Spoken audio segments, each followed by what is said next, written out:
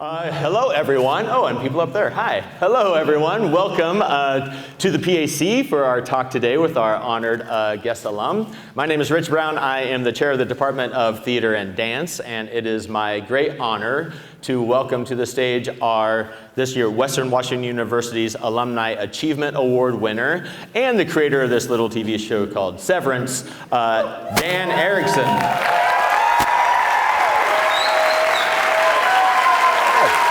Hi. So, Dan, you were a high school student in Olympia, Washington. Yes, I was. And Olympia OHS, 2002.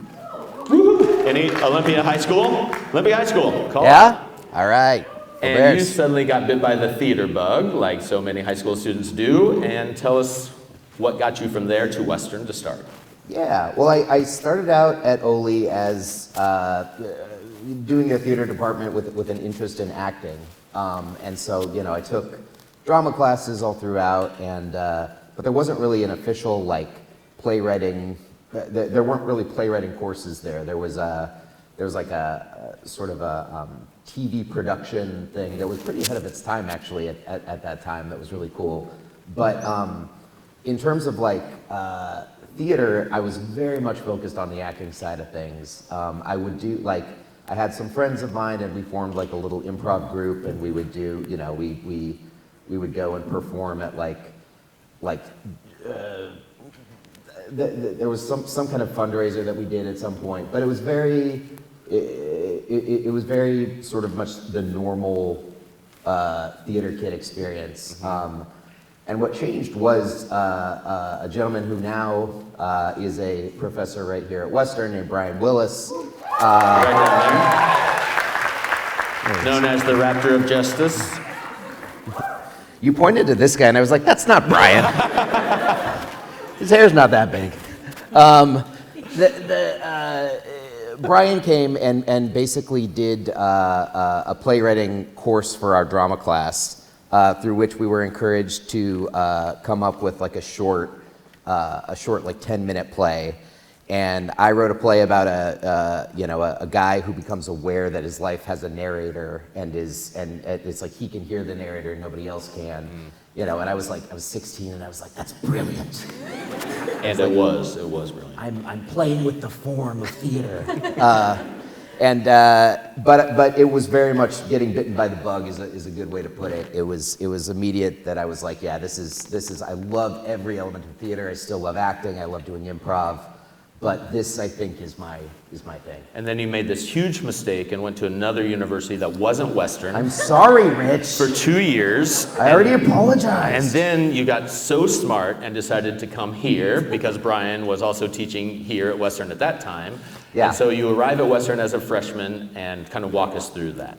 Yeah. Well, I mean, technically I read back as a junior, but yeah, Western freshman. But I came back as a junior and was an English major, actually. I had been a film production major at the other school and realized over the course of it that, like, I really, my favorite part of this is not being out on set so much as just being by myself in a room for 10 hours straight, just writing a story. Yeah. And so I decided I was an English major with a creative writing emphasis, but you know, I still wanted that sort of kick of the live audience and the actual organic relationship that you can have with an audience. And so I was sort of like I was technically an English major, and I love those guys too, but I was over here all the time. Yeah. Like, I was in this building for a great deal of my time here. Yeah. And got involved with a bunch of the student run and faculty run opportunities, like Place for Us, STP. Place for Us seriously was like the start of everything for me, because it was like, you know, once a couple times a year, I could take whatever, like, the weirdest, most outlandish idea was that I had, and I could put it up, and because, you know, there wasn't a great deal of money involved, it was just a lot of, like, very passionate people who wanted to be there. You know, I was never told, like, that's too weird, you can't do that. And so it was just a really great way to start flexing my muscles. And it's like, with comics, they talk about doing the small clubs, and that was my version of the small clubs. But it was a very unique thing. I will say I've been to a couple other schools over my life, and there was never anything else quite like that. Yeah, and for those not in the theater department who are here today, STP is Student Theater Productions, which is a student-run theater club that produces a whole season of shows that runs parallel with the Mainstage season that's directed by faculty and guest artists. So that's student designers, directors, student writers, and an opportunity for students to create new work and other produced work and add their voice to the cultural conversation, which is something that we really train our students on here with playwriting, devising, and having these opportunities with all these different clubs to take swings and really just start getting their work up in front of people. So Student Theater Productions plays for us, still going strong today, and that's literally where Dan got his start. Yeah. Dead Parents Society too. Thank you.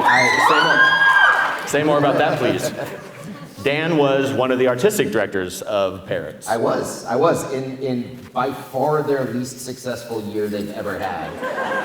I remember there was at least one show where there were like more people on stage than in the audience. That was a good feeling. And then like the year after I left, they blew up and started winning national awards and stuff. Yep. So, but the groundwork You had done, exactly. I planted the seeds. Thank you. And then they grew, and I'm happy. Thank you. Yeah, they literally got first in the nation in the College Improv Festival in Chicago, and then the next year they got second, and that came from your work. Yes, Okay. I take full credit. You should. Allison Loers will try to take credit. She's here somewhere, and she's somewhere. You two can arm wrestle No. for it earlier. No. Oh, nice. You want this? Yeah. So you're doing lots of Parrots, become the AD of that. Yes. Writing a lot of short plays for Plays for Us and SCP, and then you wrote this one play called Convention while you're a student here. Let's talk about that, and then we'll move forward into post-Western time. Yeah, so that was, I had written a play in part through, I was taking Brian's theater playwriting courses, and over the course of that, was sort of developing this full-length play that was about 4 guys who were in an office, and they sort of slowly, it's kind of starts as kind of an offbeat office comedy, and slowly they come to realize that none of them can remember ever having been outside the office. They're like, wait, when did we get here? What are we actually doing here? And so it was very, it had a lot of the early DNA of what would eventually become Severance. Severance also, like, there were a couple things that went into it, but that play was definitely one of them. Yeah. And it was a very weird play. It had a minotaur. It had a guy digging a packing peanut out of his head. It had like more vomiting than you would expect. And so, I took it to the head of STP at the time, and I was like, is there possible I can get just like a little bit of money to put this up over in the Old Main Theater? And they gave, it was like... It's $150. Was it? Yeah, I was the advisor of it the year for that time. That's what it was. I couldn't remember, so I was gonna say it's like 1,000, but wow. But he cast a brilliant co-student named Abe Mannion, who is a great director, and they took the $150 and created this show. Yeah, that's the thing, is like, and that's part of what I love about this place is the sense of community and collaboration, because I had never directed anything before. I had no idea how it worked. I was like, how do you make a guy vomit on stage? And Abe was like, oh, you gotta get the sound effect and all that stuff. And so I was sort of shepherded through that process by people who were more experienced with it. And then yeah, we put it up, and I still very much remember that opening night. I'll remember that my whole life, because it was sort of a magical, we had no idea if anybody was gonna respond to this, if it was gonna be too weird or too gross or whatever. And people just reacted. Yeah, it was weird, it was gross, it was hilarious, it was all those things. Yeah. And so I very much fell in love with that feeling again, and had to, so basically then was like, how do I replicate this for the rest of my life? Right. Yeah, so let's get to that. So then we remounted that, took that to a big theater festival, and that kind of like really became your play that you're standing on. And then you're like, well, now I'm ready to just go to LA and crush it. Oh, so yeah. you leave Western and you go to LA, and let's track that, and then we'll go. Crushed it. Just Or crushed, yeah. Yeah, no, I got to LA. It was sort of a cattywampus journey because I was down in LA. I moved down with 3 other guys, at least one of whom is here tonight. Nathan Cox, everybody. Once a roommate, always a roommate, as they say. Yeah, no, we didn't just, we were, he and I in a bedroom together for about 6 months. It smelled so bad.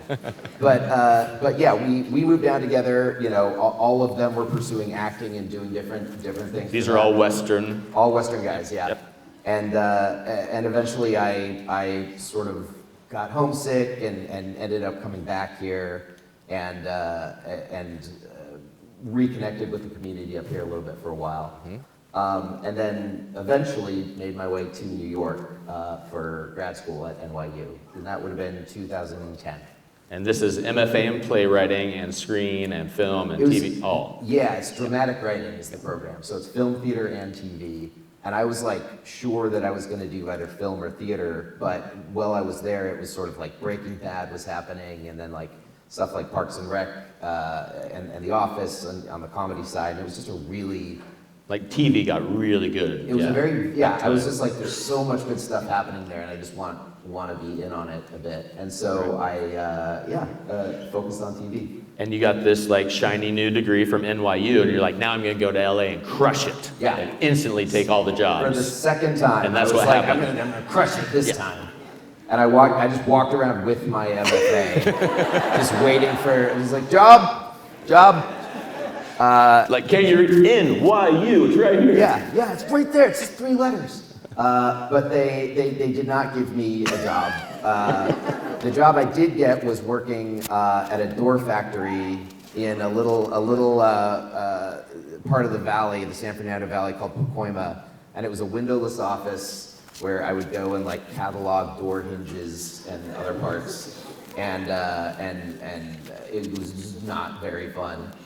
But as I've said before, that it was there that I was walking into work one day and found myself being like, man, I would do anything in the world to not have to experience the next 8 hours and just be able to jump ahead to the end of it and have done the work and made the money, but not have to actually experience it. And immediately it was just kind of like, there's a story there. Like there's a story there. There's a concept there. And so I spent the rest of the workday slacking off and just writing out ideas for this, and I got in trouble. And eventually I got fired. But thank God. Yeah. But that was the whole genesis of the show, and I think about it all the time. Like if I had come to work 5 minutes later that day, or if I had not had that job, or whatever else had happened, like this, you know, things would have zigged instead of zagged, and might not be here with you right now. Yeah. And so now you have this premise, and you're in LA, so you're like, and now I'm going to crush it. I'm going to crush it. And Finally. Then what happened? Then 10 years went by, and and I think this is important, right? Because where Dan is now, and especially for all of the artists in the room, like there's 10 years of just like grinding it and almost stopping. And so will you like, you know, kind of tell us some of those times? Yeah, I mean, there were a couple of times where I thought it was dead in the water, or I thought I was dead in the water, because, you know, I got to LA and I was already, I think I was 28 by the time I got to LA the second time. Mm-hmm. And, you know, at that age, it's like, most of the people getting hired to be an assistant in the writer's room are, you know, early 20s. Yep. And so it was like, I felt like in a way I was already past that point, and yet I was underqualified for those jobs. So I was like, I don't know if the math is going to add up on this. And I started asking the hard questions. I was like, okay, how long am I actually going to try this? How long before I pivot and try something else? And the good news is I still had a lot of really good friends from Western and from NYU down there. And so it's not like I was miserable. I was actually enjoying my life day to day for the most part. And so I was able to stick it out and eventually started to work. I had like a development job at a company called Super Deluxe for a while. And I was doing, no Super Deluxe fans? Wow. Wow. And it, but eventually it was like I had worked, I had that job, and then I had lost that job, and I was driving for Postmates again, and it felt like the tide was not going in the direction of me making it in this industry. And so there were definitely a couple times where I was like, you know, it's been a good run, but it might be nearing its end. Okay, so I want to drill down, if I can, just in that moment. It's kind of like that thing you said, if I would have not had my breakfast that day, that I got the premise for Severance. On those a couple of times, do you remember how when you're like on the brink of just like, shut it off, I've got to do something else, straight job, whatever, that you were able to keep another step forward? Like, what was it in those moments? Because again, I think that can be helpful for many of us when we're in that moment of doubt, to just be like, I've got to push a little more. Yeah, I mean, part of it was the sort of the knowledge, the ever-present knowledge that I wasn't really good at anything else, and that and it really was. It was like, had there been an easy pivot, I might have done that. Like, had there been a very like intuitive, like, oh, I'm pretty good at this thing. Totally. I might have done that, but it was just that there was never anything where I actually felt like it was a more sensible turn, because I was like, this is the thing and if I try to do something like that, I might fail too, and this is the thing I love doing. Mm-hmm. But it was, a lot of times it was community, and it was friends that kept me in that, because I would meet up with people, again, many of them Western grads, and we would sit there and we would have a beer, we would have a coffee, and we knew that we were in this together, and so it never felt like I was alone. Go Vikings. Yeah, and that's legit. And we still tell our students all the time, like, if you can do anything else besides theater, just please go do that. But if like you have to do this, then you got to do it. Yeah, it's for your soul. Yeah, exactly. Okay, so grinding, and then we're getting to the break. So then, how did Severance go from this thing that I have, that I just am needing someone to listen to me, to the door opened? Well, I did have a manager who's still my manager today, out of NYU, and so he had been helping me first to sort of hone the script, and then he would take it around, and so it got brought to a couple of different places, and again, that's where you have those experiences where like somebody will, for a month or two, they'll be like, we're interested, and then they'll say, oh, thanks, but no thanks. And that's where you start to say, okay, well, maybe that's it. But there was a publication called The Blood List at the time, which is like the blacklist the script writing blacklist of unproduced screenplays. But it specifically is for horror and sci-fi. And so one of the people who had said no, nominated it for that, because they were like, it's not right for us, but somebody should make this. Nice. And so it got on this publication, and then like the week after that, I got a call from Red Hour, which is Ben Stiller's company, and they said Ben wants to meet to talk about Severance, which I assumed was a prank. But that is a good assumption. I was like, Nathan Cox, is this you? Allison Lohr's, your voice is so deep. Well, let's talk about, tell us about that day. What was it like to meet Ben Stiller for the first time, and how did the pitch go? And it was really weird. I did drive for Postmates the day, like the morning of, because I needed money, and so I was like, I'll drive. I need gas money, so I'm gonna drive. Yeah, I was like, I'll do like 2 hours of Postmates, and then I'll go take a shower, and then I'll go get ready for the Ben Stiller meeting, and showed up, and it was his office at the time in LA had like a spiral staircase going down to like a basement area. So I walked down the staircase, and he was standing there like Hannibal Lecter, just kind of like waiting for me. And I had never met a famous person really at all before. So I'm just like, oh, it's just the two of us, shit. But then he couldn't have been nicer. What was amazing to me is immediately, I felt immediately that I was wasting his time and that I should just talk as fast as I can so he can go on to his next thing. But immediately he was like, I noticed this line, like, what's that? Are you alluding to something else that's gonna happen? And he was incredibly thoughtful about it and had put a lot of work into understanding the script and was very curious about it. So going back to like Abe, that connection to a director, that like trust was pretty quick, yeah? It was similar. It was similar in a lot of ways, actually, yeah. Because it was like he was taking all of this experience that he had and asking the right questions that needed to be asked. And for the most part, I could answer them, but then there were a couple of things where I was like, I don't know. And he was like, okay, we'll figure that out together. So it's good. And so was this greenlit right away, or was there a process when you're waiting and it's a yes and no and maybe, blah, blah, blah? Yeah, no, that's where sort of the 10 years of it comes into play. I mean, it wasn't, it was a couple of years between that and when we actually rolled cameras. Yep. And that was because, at first we had to find we first had to get the script and the series plan to a place that we were all happy with it, where Ben and I and everybody liked it. And then we had to go out and try to find a distributor. And, so we were, looking at Amazon and all these other corporations. And at some point somebody was like, hey, apparently Apple is trying to make shows now. And it was like, okay, is that a real thing? Yeah. Really? Yeah. It's like, okay, let's try it. So when did you get to quit your Postmates job?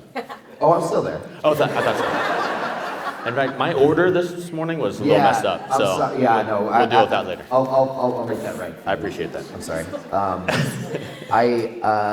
No, it was pretty shortly after, although it wasn't immediately after, because I will say it wasn't until we sold it to Apple that I started making money. Yeah. And that's an unfortunate thing that you guys might find, if you go down a similar path, is that the industry is sort of designed for people who are already rich and who already have some success. And so I was working basically full-time on the script to develop it in the hopes of selling it to a distributor. And you still got to pay rent. Yeah, and you still got to pay rent. And so, I was doing Postmates still for a while. I was doing other stuff for a while working on that with Ben and with Red Hour.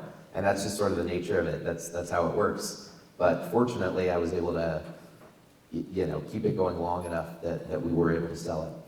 Amazing. So we're in the time now where we're just going to go deep into some Severance stuff, and then we'll do some questions. So it's greenlit, you go through the process, you're there first day on set, rolling camera, and you haven't done this before, you haven't been the head writer, been the guy. Mm-hmm. So what was it like walking onto the set, watching the actors, being involved with the casting and Ben, et cetera, that first shooting period? Yeah, it was terrifying and remains terrifying to this day, but especially at first because it's like you're walking into a situation where you are technically in charge, and yet I was, without question, the least experienced person on that set. Everybody else had been on multiple TV show or film sets before. Yeah. And this was true in the writer's room too, by the way. Before that, as we were writing, I was in charge of all these people who've been doing this for 20 years. And I'm just trying to not make a total fool of myself. Did you select people for the writer's room? Was that a collaboration with you and Ben? And again, maybe just for everyone in the room, what is the showrunner, head writer, can you kind of describe that? Yeah, I mean, in my case, because I was not experienced, they paired me with a guy named Chris Black, who was really good, who had run multiple shows before.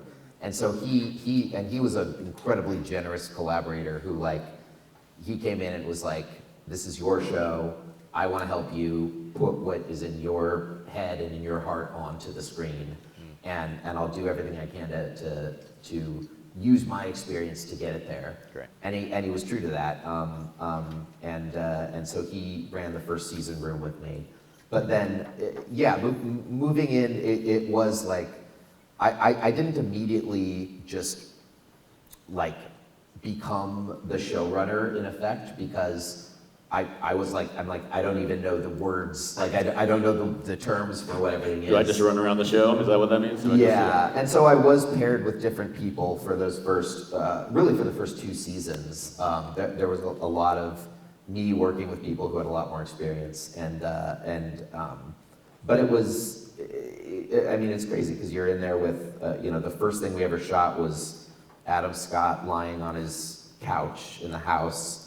And I just remember like the first time Ben said action, and I was just like, this is something that I wrote, it was on a page, and I'm sitting here physically watching it happen with an actor that I have loved for years, and it was the most surreal thing. It was the most surreal thing I could imagine until today, actually. This is up there.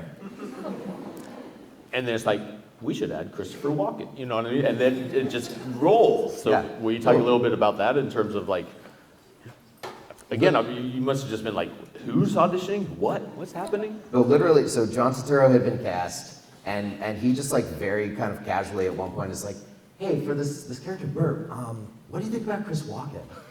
And I'm just like trying to be chill. I'm like, yeah. Actually, you're like, Like, I was like, if Pacino says no, yeah.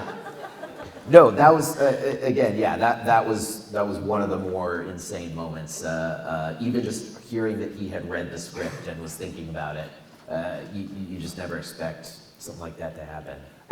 Let's unpack that, because I was walking today. I'm like, this is a big day, Brown. Good day for a farm kid from Iowa. And you're like, I'm a kid from Ole, right? Yeah. And here I am. So Ben Stiller's the first famous person you meet, and suddenly, I mean, you're kind of surrounded by famous people. How do you deal with that? What is that like? I mean, you really do just have to try to shut off the intimidation. And the good news is that I was surrounded by like, there are people that you hear who get very famous, and then they can be mean or they can be intimidating, and we really don't have that on our set. Like Patricia Arquette is the nicest person on the planet. She's so nice, and like would like sit down and have long conversations with me about like anxiety and how to deal with it and all that stuff, and just like, put yourself first, and so I think I got the good version of that experience. But it was, you're there with people that you've admired since you were a kid, and so you're just trying not to screw up. And it's a demanding schedule, right? The shooting and the rewrites and this and that and the editing. So how are you like managing that workload? I mean, you don't have Postmates anymore, but how are you like dealing with going from episode to episode? Just let's talk through the first season, then we'll get to the second season. So yeah, I mean, the truth is, I order a lot of Postmates now, and that's part of. I don't cook.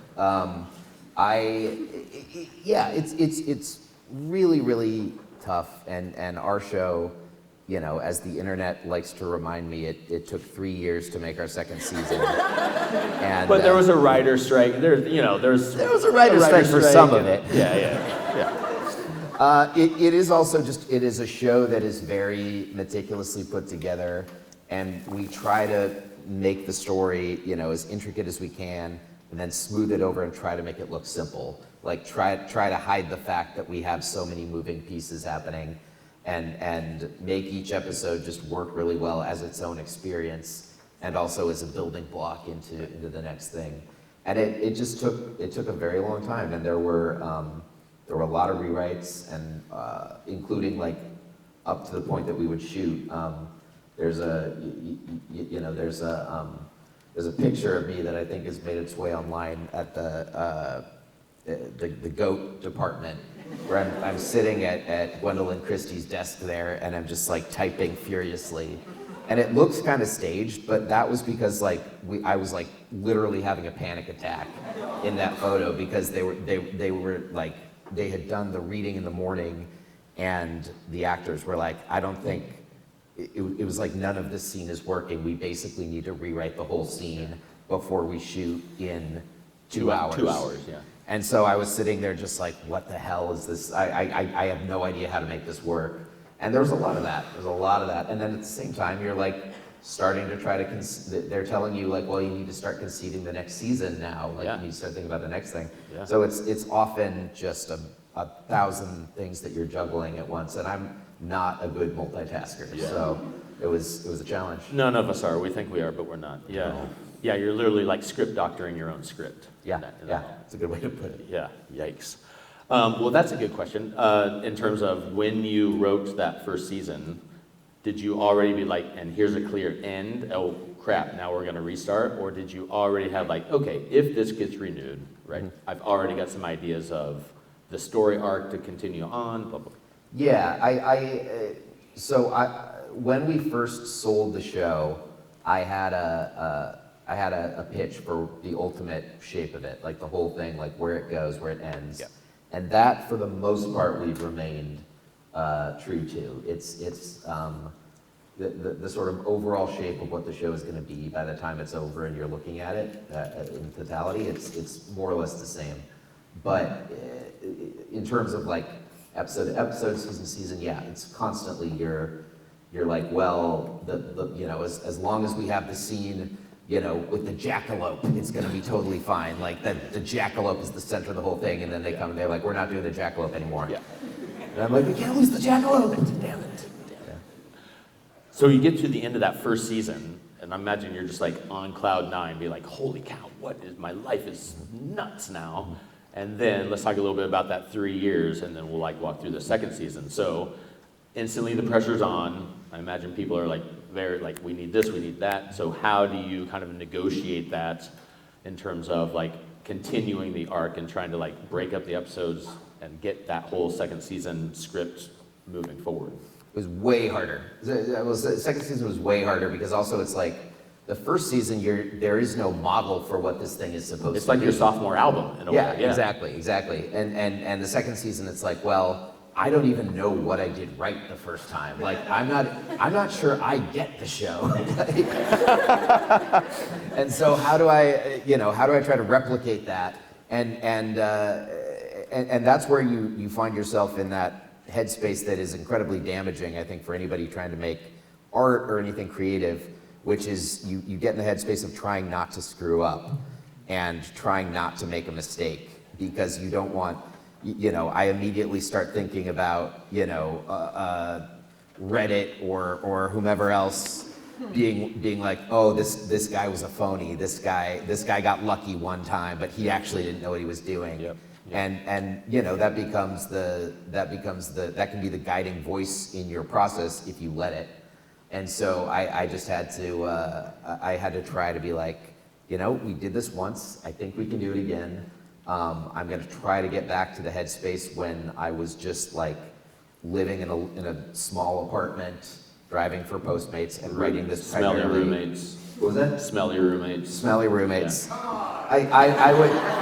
I would call Nathan and I would be like, can you just send me like a shirt of yours that I can just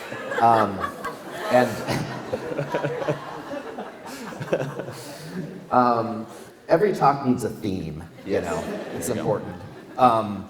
We just did callback right there. So it's like callback. Improv 101. Yeah. Yes, and. But it is about trying to get back to that headspace where you were trying to make something cool. The idea of screwing up wasn't even really part of it because there's nothing to screw up. Right. And so that's what I try to get back to. Or that second season, the ultimate fear or that ultimate trap to fall into of like, I'm going to write so people like it. And kind of writing from that perspective instead of just letting your originality, your uniqueness like shine through. Yeah. But it is also, I think a mystery show, as anybody who, I've spoken to some people who were creatives on Lost, and they can tell you, it gets harder because it's very easy to pose interesting questions. It is harder to provide interesting answers, and especially satisfying answers. And then to not get lost in the minutia of that, where suddenly it just feels like you're doing homework. It's like you still want that sense of wonder. And so it does get harder as you get further into it, but at the same time you get more experienced, and so you hope that you can grow with it. Yeah, that questions answer thing is a really interesting way to think about that. what were some of the challenges in season 2 specifically that you faced in terms of like trying to continue this like big art storyline and set yourself up for? We're not talking about season 3 at all, so don't even go there. Yeah. Don't even go there. But like in season 2, if you know, and you know, hopefully more than just 3, 4, 5, how do you like balance that of tell this clear part of the story and drop those breadcrumbs for the next season? Yeah, I mean, it's one thing that's hard is that we sort of intentionally broke the formula at the end of season 1 by having the innies go and be able to deliver this message to the outside and do something that no one has been able to do before. And so the question is like, well, then how do you move the story forward, but also sort of go back to the thing people love about the show, loved about it initially, which is like these 4 characters in a room together, sitting there, you know, with the cubicle going up and down and just existing together. And how do you not make it all about the conflict now, and leave it where there's room to breathe and room for the characters to just exist organically. And yeah, you know, there were things that we did to get there, but it was hard. In terms of that, the storytelling, how do you think about balancing inner world and outer world?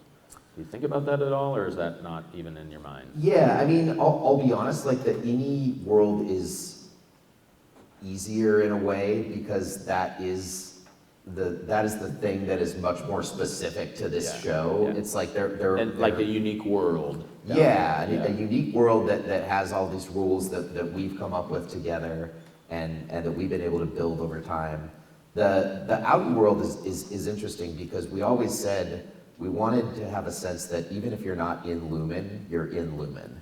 Like they, going back like to the fact that like a lot of the businesses in the town have names that if you're paying attention, they're names of the CEOs from the past of Lumen. And just this sense that like you're never quite sure that you're actually out of the belly of the beast. Yeah. And there's always a sense that somebody might be watching. It's like that feeling of the company town, the company store. Yeah. And you know, there's stuff like, you know, at one point I remember like walking, just in a meeting with Ben, he was like, I don't want any new cars. Like I don't want any cars after, you know, the 80s. And I was like, well, why is that? Like the show is set in contemporary times, you know, but it's a tonal thing. It's just it's a feeling that this show exists in just a just taking the world and just turning it, slightly skewed reality that where you don't feel like you could just like walk out of the town of Keter and walk into like Times Square. You know, it's a little bit in its own dimension. We'll do a little more and then we'll start coming to you for questions. But one I have is you talked a little bit about working with Ben, you know, the director, but also can you talk to us a little bit about, as the writer, what it was like seeing these seeing these actors kind of take on these characters and how that like collaboration and relationship happened between you and some of the actors in terms of the character growth and development, if that happened. Oh, it absolutely did. I mean, I was, it's like every time that you cast a character, you learn something about that character where you're like, oh, I didn't know that Helly had that cadence when she spoke, and now I know that, and that helps me to write for her. You know, Zach Cherry is to me, he's the funniest guy on the planet because he's just so, that character, I wrote that character as being kind of like a twitchy, like, hey man, listen, what's up? Like, I got like energy. And then Zach Cherry comes in and he's the most chill human being on the planet. Like rooted, grounded. And he's saying the lines that were intended to sound like they were coming from like a coked out guy, but he's saying them just so chill. And I immediately just started cackling, and I was like, I didn't realize that was Dylan, that's who Dylan was, and now I know who Dylan is. And then that altered your writing. Yeah, you're right. Absolutely. And you know, the character Milchik was, I originally sort of saw him as like, he was like a quarterback, like he was sort of like Kronk from The Emperor's New Groove. You know, he was the yeah, he was this kind of like good-natured sidekick to the villain. And then you know, once those words were in Tramell Tillman's mouth, Yeah. it was like, oh no, there's something much deeper going on here. Like there's something much scarier going on with this character than I had any idea of. And that absolutely changed the trajectory of the show. You know, that the show like the character line, like yeah, absolutely. I mean, because once you're given a gift like that, you have to use it. Yeah. You know. Yeah. Which again, it goes back to like the days of Dead Parrot Society. It's all about yes-anding, getting what you got, collaborating, and building off of each other, collaborating. Yeah, I was saying this before too, just like the world building. Like when I was in DPS, we used to do this. There was the thing called Behind the Improv. A short form game. It was a short. We would do short form games, and then we would cut backstage to all of us and have like a soap opera going on behind us. And at some point we started making up rooms that were in the back of the theater. It's like, well, yeah, this is the DPS champagne room where we all sit. And over the course of like 2 years of doing this, we just built out this world of this like backstage place. And that was actually incredibly educational for me. Because it was like, yeah, something will happen. There will be like a mistake someone makes, and suddenly you're like, no, that's something. And now I know more about this world, and it's more fun. And not only can you build your own world, but it doesn't have to do anything with this world. It can be a whole new world that's just coming out of your creativity. Yeah, whole new world. It's like Aladdin. It is. It comes back to either Dead Parrot Society or Aladdin. Pretty much. Those are the two. Those are the pillars of my development, really. Of cultural society, pretty much everything. Yeah, I agree 100. Should we take some audience questions? Yeah. Okay, so this is how we're going to do this. Because we have this nice, beautiful, huge crowd. I'm going to popcorn around and just ask a few questions and kind of get a number. And please be nice and loud, because I'm not going to run around with the mic because I get sweaty. So be nice and loud so everyone can hear them. And Dan's going to hear like 5, 7, 10 questions, and then they might like have a thematic connection, or he might just hear one that he really wants to respond to, and that's how we're going to go. So now raise your hands, and I'm just going to call some out. Here in the curly hair, that guy his name is Will Eames. Yeah. Will.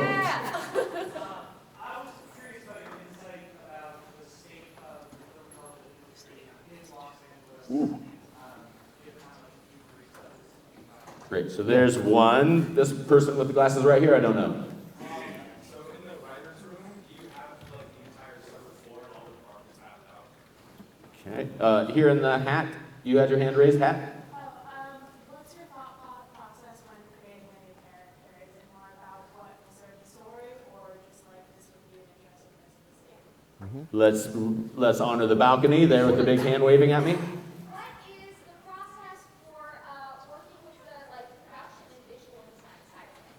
And then let's go. Oops, I just saw a hand up there. Oh, hi, TJ. Like during those 10 years of grind, were you just spending that time refining Severance, or did you have any other ideas of what to do with those?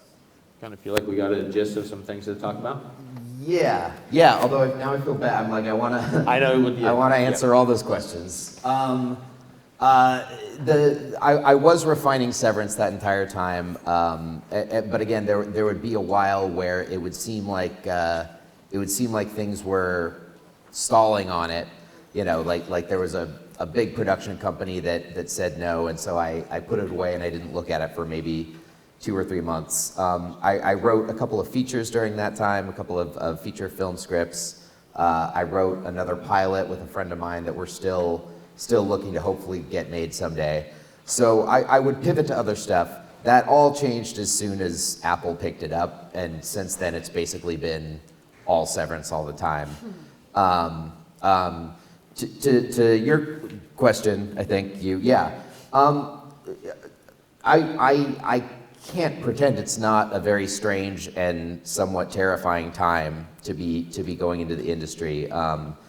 You know, for one thing, because we seem to, gone a little bit merger crazy, and all of these companies, I was working at the Paramount lot on season 3. That was where our writer's room was. when they wiped out the logo on the water tower, and it became the Skydance Paramount lot. And that's a reality of the industry right now. Like big companies are buying smaller companies, and a couple of people are getting richer and richer. And the fear, my fear, is that it's gonna land us in a place where there is not a home for a diverse array of new works and new voices. And that's something that I think we all have to be conscious of and try to fight together. And if you haven't heard, it's not just Dan's fear, it's also Elizabeth Warren's fear. So there's a great clip online of Elizabeth Warren saying, we wouldn't have Severance and these great creative ideas if we continue down this road. Yeah. Speaking of surreal moments, that was one.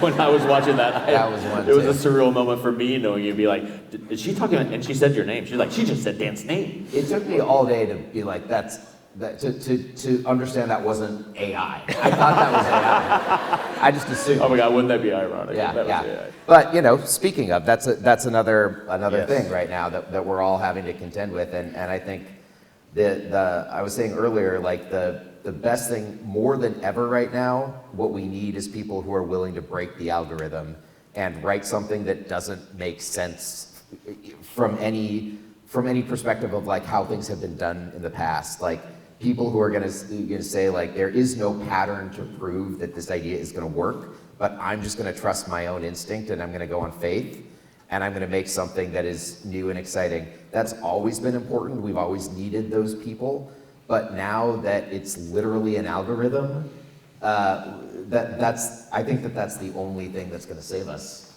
And keep a forward momentum and progression. How about production? That's a great question. Like that question about like interacting as a writer with the production design teams. It's so great. I mean, it's so exciting. It's similar to what I said with the actors, where sometimes you don't know what something is until you see it. And like for example, the Christopher Walken's department, where like they go back and you see this like big white room, is nothing like what I envisioned. Like the thing I had in my head was very, very different. And when they first brought me, they bring you concept art for these things that they generate, and they put it. And like honestly, my first reaction was like, oh no, it's not like that. And I had to sort of check myself and be like, well, maybe it is like that. Nice. Like, Yes, like, and. yeah. Yeah. Yeah. Was there? I feel. No, that's good. We'll get some more questions here. People have also been texting me questions all week. So here's one that's off the top head from a text. What is the most Lumen-like thing from your real life? Oh dear. That's a pretty good one, wasn't it? Yeah. I worked at a company one time where the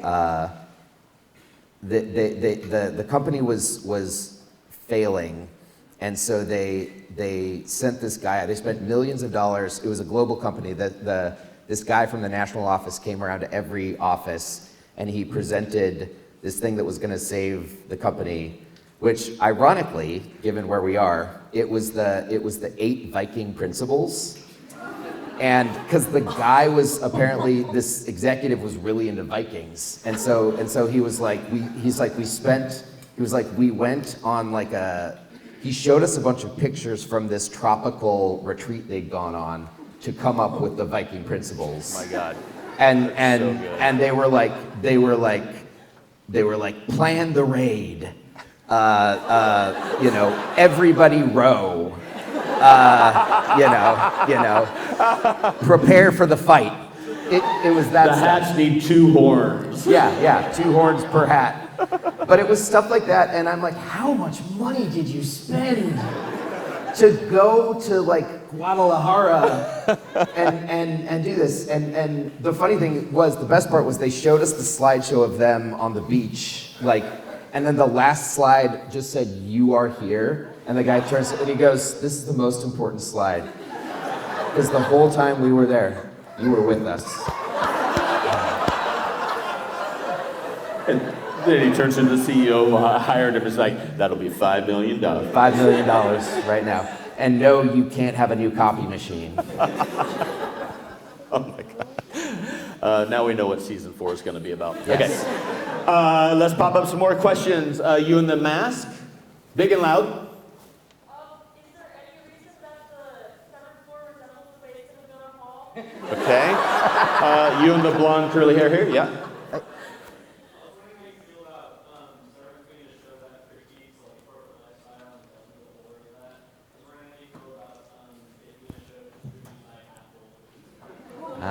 Okay. Okay. Careful, careful. You up there with the black. Hi, I have a friend who would like to know how the the psychological concept of dissociation maybe some good sort of influence of giving a Severance in the show. Great. And here with the curly hair. Yep. Oh, sorry, it's bright lights. Ooh. The play convention, you mean? Okay, good question. And one more here in the white. My question is about casting. As a writer, do you have any say in casting, or is that something that you use for Right. All right, let's talk some. Okay, Miller Hall, yes. I was Done. Yeah. Yeah, thanks. But there's also there is a computer lab in the basement of Arnson Hall where I wrote a lot of the play of convention. And that's I don't know if you guys know, there's a place where you can walk underground to get over to, was it like the Earth Science Building or the? Oh yeah. And you go, and I discovered that one night at like 1 a.m. I was walking around, and suddenly I was like, what are all these tubes? What are the pipes? And so it was that was very inspiring and kind of the vibe of it. But yeah, being in like a weird white maze and then suddenly in a weird new room that makes no sense. Yeah, very Western. I just had a moment where we got like 8 questions and you go, yes, and we move on to the next. Right. How about the convention? Speaking of convention, any chance that would be produced again? I would love it. I mean, there's like a couple of things that like I'm like George Lucas. I want to go back and fix it, you know. You are exactly like George Lucas. Now that you say that, every time I think of you, I think of George. Yeah, Lucas. yeah. I feel like I'm slowly morphing into George Lucas over time. Yeah, I would love to do it again. I see no reason not to. Yeah, Apple. Easy. Here's what I'll say. A lot of what we're doing is speaking what I hope is truth about any company of that size. The people that I have spoken, that I work with, which are specifically in the TV division of the company, have been very good about giving us the freedom that we have to make the statements that we want, irrespective of how they think it might reflect on the company. And so that, we've been lucky in that way. That would be mostly what I would say about that. Yeah, great. Anything else from that set of questions that's landing for you right now? It's a lot of questions. Can we do like fewer? Sure, I do that. In between? Yeah, it's like the phone number thing. Casting. Yeah. Casting was a little bit, yeah. Like we have a casting director. There are times when I have suggested an actor and they've gone to that person. I woke up when we were talking about who was going to be the voice of the Lumen building in season 2. I woke up at 2 a.m. at one point and just wrote down Keanu Reeves and then went back to bed. And then the next day I went and actually the casting director had already put his name on a list, and I was like, it's him. It's got to be him. But it's a group process. We all weigh in. Yeah. Mostly you and Ben are doing that. Yeah. Yeah, although it's again our casting director is Rachel Tanner, and she's a genius, and so she has as much to do with it as we do. Right. Okay, let's get 3. How about 3? Yeah, let's do 3. 3. Okay, right here in the front row because you're in the front row. So I'm a studio art major, and one of my favorite parts of the show is all the paintings. And I'm just curious, like, how much say you own all those tiny details that you hide? Yeah. Okay. Yeah. Paintings, details on paintings. Faye. What part of the writing process brings you the most joy? Okay, and right here, curly hair that 3 people are pointing to say, pick this person. So now that you're inspiring, I know you're been a writing artist, I want to know what and who your biggest media inspirations were and what your favorite movie was. Ooh, okay. Okay, that's a good one. Let's go with that. That's a good Let's one. start there. Okay. Wait, what was the first question? Paintings. Quite a bit, actually. Like that's a nice thing. Like I've always been able to like the Kier pardons his betrayers, which is the one you see in season 2. Like that, I pretty much wrote out everything that was in that, and because a lot of it is like I have these big documents of like hundreds of pages of lore that like only I know, and the paintings are often the only way to get that stuff out, like onto the show. And so I'll be like, yeah, like people don't know that you know Kier did this random thing when he was 42, and so we'll put that in the painting, yeah. And that part, actually, the world building of it, this is a good segue, is probably the most fun part for me. Like I would be very happy to just, you know, spend all my time thinking about like the entire lineage of the Egan family, and also just like writing Rickon's book, because that's fun. Like creating the background color it's lower pressure, and it feels sometimes more like a more raw creativity to it. Yeah. Because it's not, you know, it's not stuff where you have to hit a target necessarily. It's like it can just be whatever you want. And then yeah, so let's see, I'm trying to think Inspiration, yeah. Yeah, the posters that I have on my office wall, there's like, there's a couple of Charlie Kaufman's. There's Being John Malkovich, and there's Eternal Sunshine certainly had an impact. There's a movie called Dark City that I really loved when I was younger. Yeah, I still love it. And then you know stuff like you know on stage like Waiting for Godot, all that. Anything like that where there's sort of this you know a mix of comedy and some existential dread is always really fun. There is a if you just Google Sizzler commercial 90s.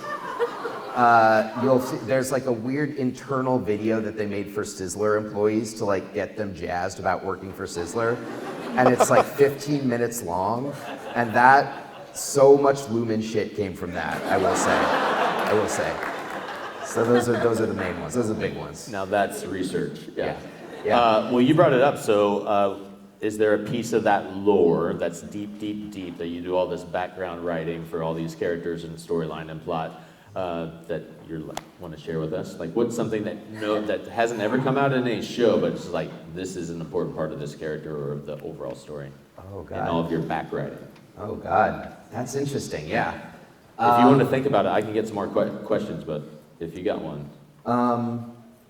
Yeah, I mean, it's hard. I'm trying to find the line of what I can say without also getting in trouble. Of course. Nothing that goes out. I mean, just your backstory, you know, that no one ever knows about, kind of thing. I will say, and this is canon, I've said this before, but Kier Egan is short for Kieran Culkin Egan. That's his full name. It's true. Perfect. Let's get a few more. You, because you're in the front row. Hi, I'm also from Olympia, and Hey. also graduated from Western. Big and loud. From Olympia, also graduated from Western. I'm wondering what advice you would give for actors or anyone in the film industry wanting to get noticed or get management and representation when they're from a town that doesn't have a lot of that around them. Great. Actors getting represented. Big curly hair right there with a big hand going like that. Nice and loud. So, like, during the process of like writing and coming up with like words and stuff, how do you go from say having like two like baseline characters or like plot lines and stuff and having like a grand vision, and what's like the best process to sort of like create a bridge from one side, you know?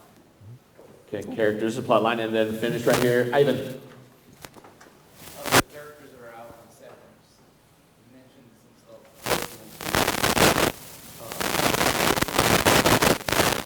What characters in Severance does Dan relate to the most?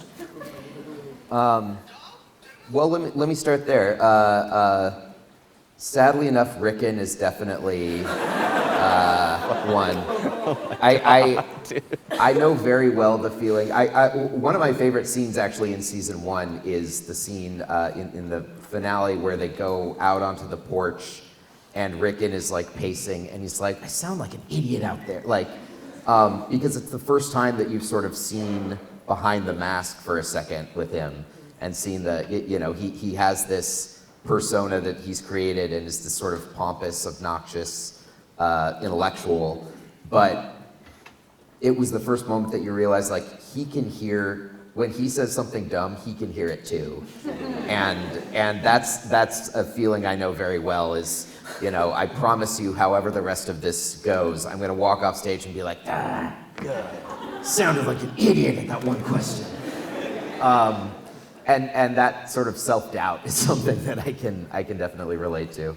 Of the innies, I don't know, I like to think Helly because I like to think that I'm somebody who will call out BS when I see it. That might be more aspirational than real, to be honest. But yeah, in terms of like, you seem to be asked, it's sort of like how do kind of the pieces come together, right? In terms of like, you've got characters, you've got these storylines, you have these sort of disparate things that you know are cool. At what point does it become a cake? Like, at what point does it become like, oh, this is no longer just ingredients? It doesn't, there's not a moment where it happens, it's very gradual. And I'll say especially like each season, I compare each season to the previous season, which is already done. And that's a pretty toxic way to think about it because you're sitting there and you're looking at a mess in front of you. You really are looking at a mess. You're like, I know I want Irving to do this, but I have no idea how it's gonna happen. And it just is a matter of being extremely patient and looking problem by problem, and then all of a sudden, before you know it, there's a structure. I also, just for me, just in terms of like, if you guys are, if any of you are TV writers, I was not into like note carding or anything at first.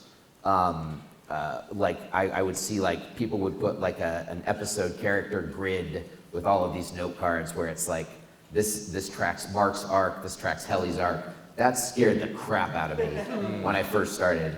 And now I love grids. Like, I'm so into grids now because it is like, I would say that's probably the best way to get yourself to that point where suddenly you have a cake. You've got to have that structure that creates the bones, the skeleton, and then you put the muscle, fat. Exactly. It's a skeleton, and once that's sound and you feel like you could kick it and it won't fall over, that's where you can start to really have more fun with it. Great. And how about aspiring actors specifically from Olympia? So just aspiring. Well, I only cast out of Olympia personally, so yeah. So well done on being born You're there. in the right place.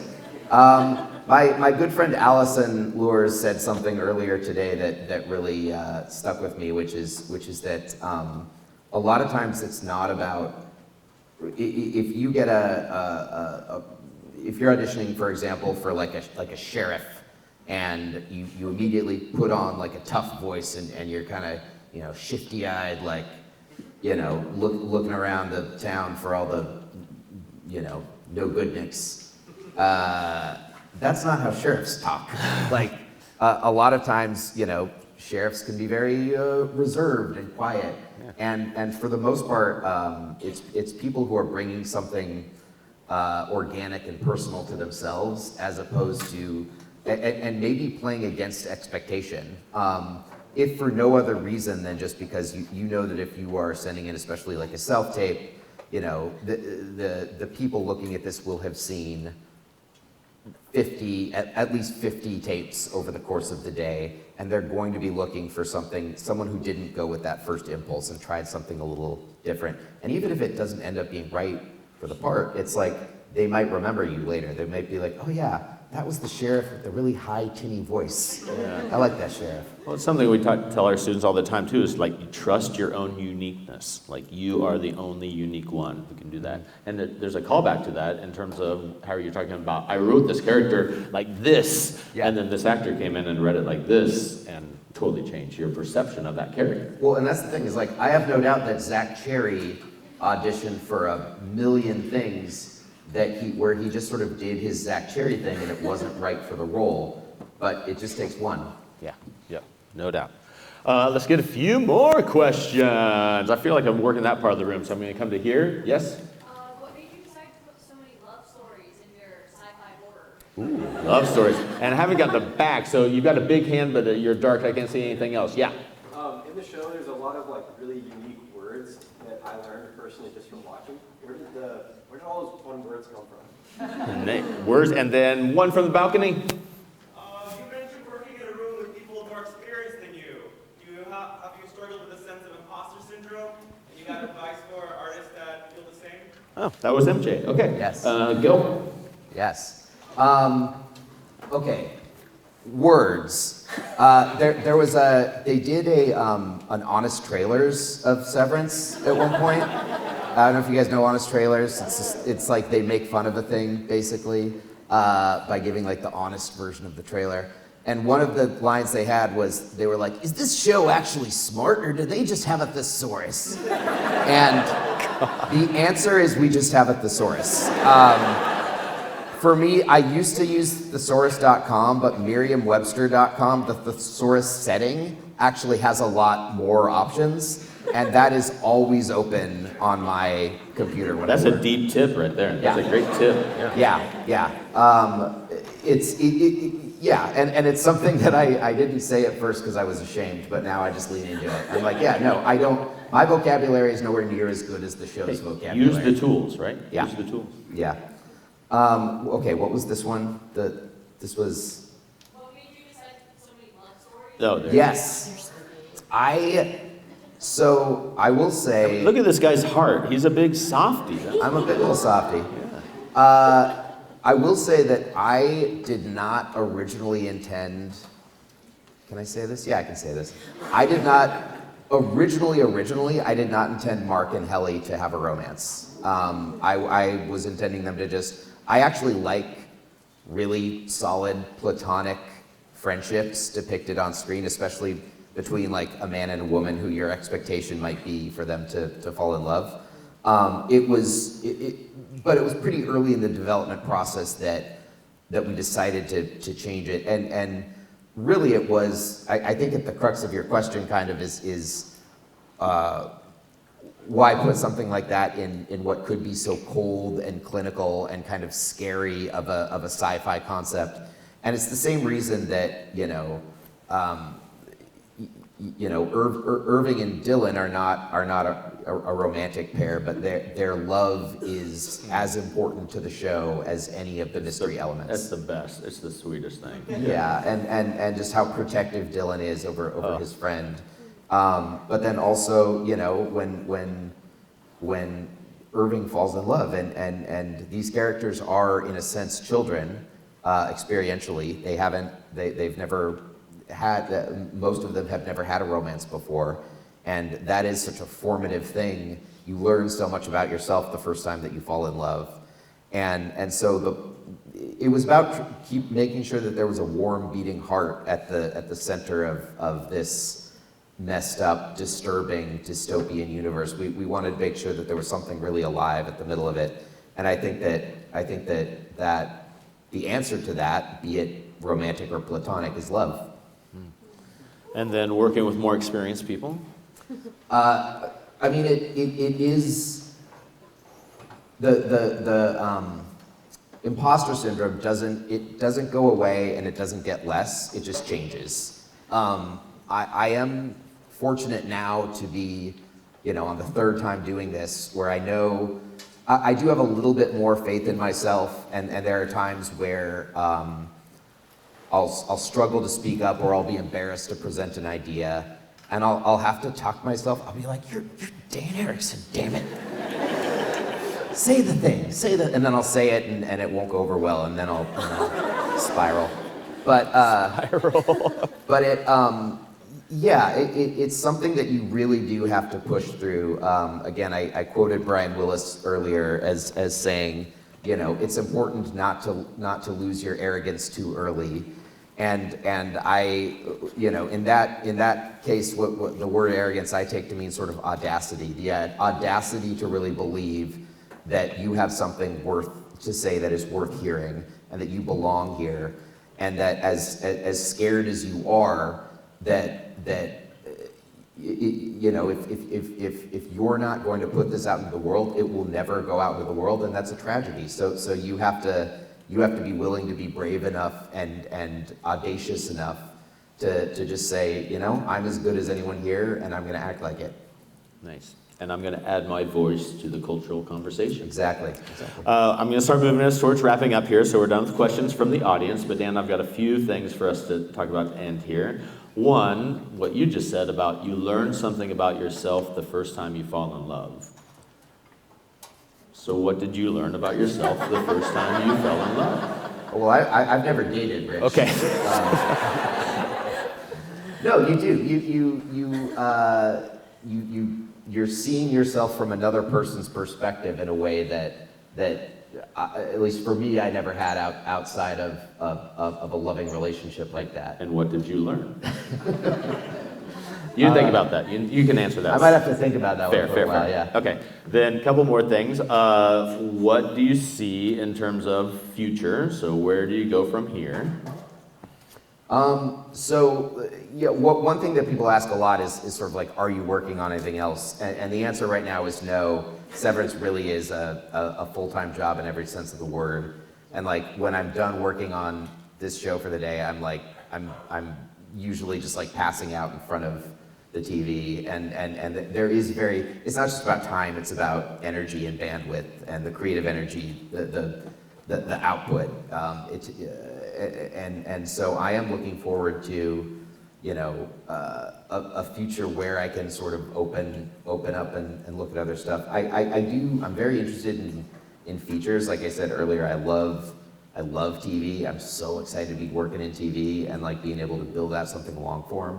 But I also like, you know, I grew up on, I think most of, when I was asked what the inspirations were, I think they were mostly film.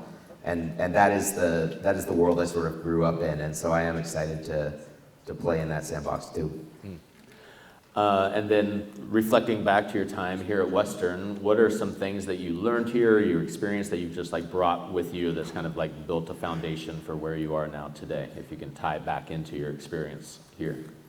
I think it really is about just not ever trying to, similar to the acting question, it's like you go into an audition, understand that like this is your audition, like this isn't you trying to make the same thing that 100 people have made. And I know that sounds obvious, but people so easily fall into the trap, especially when you're a young writer, when you're first starting out. It's like your first screenplay, all you really want is to write something that feels like a competent movie, where you're like, oh my God, like this could actually be a movie. Yeah. And you have to get past that to the next stage, which is, okay, but there are tons of movies. We don't need just another movie. Yeah. We need something that has a whisper of madness to it. And if I am in fact going to be in this industry and be the one to do that, then I'm going to find that thing inside myself. Like, what is the thing that I like? And sometimes it might be something you're embarrassed about. Like sometimes it might be something where it's like, well, I don't know. I always there's some weird like thing that I'm into or obsession that I have, and no, there's no way anyone would want to see a movie about that or a play about that. They do. There are people out there that want to see a play about the weird thing that you've been embarrassed about for years. I promise. I mean, basically what you're saying is, what we say all the time that you learned here is like, trust your instincts, trust your impulses, Yeah. trust yourself, trust your voice. Absolutely, and I do think, you know, that was why I wanted to come to Western. That's why I transferred here. Was everything that I saw about the artistic community, not just of Western, but of Bellingham, is that there is just this, there's a little bit more room for people to explore those weirder, darker corners and do so in kind of a safe environment and foster that specific voice. We are the city of subdued excitement. So they say. Okay, last one. What has today been like to come back here? 20 years, right? What has today been like for Dan Erickson? 20 years. It's really weird. It's so weird. I did go and I was like sitting and I was writing in the library earlier. Like I was sitting on the Sky Bridge thing. Yeah. And I was just, it hasn't changed. Hold on for a second. Can you imagine all the people who just walked by and didn't know, like, Dan Erickson, they're like, some dude's doing his Canvas page assignment. There were two people who said hi. I don't know, they're there. Yeah, hi. But yeah, no, it's so strange, and I do just have to say it's an incredibly humbling honor, because I was humbled when I got into this school, because to me I was like, this is the cool place. This is where the art that the kind of art that I like and the kind of creativity I like is happening. So the fact that I'm even allowed in this club is amazing. And to come back and be honored in this way is it's the most rewarding feeling that I've had in a very, very long time. Y'all, Dan Erickson. Thank you. Thank you. Thank you, thank you.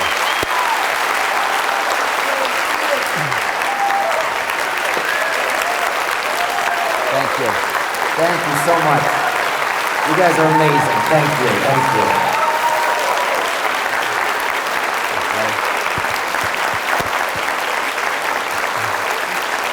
Of course, a huge thank you to Dan for his time, but also to our amazing faculty and staff who helped make this event possible, and the university and their support, our dean's support. So many people to thank. We don't have time for it all, so just get out of here because we're going on. Thank you so much for being here. Thanks, guys. Bye-bye. Thank you.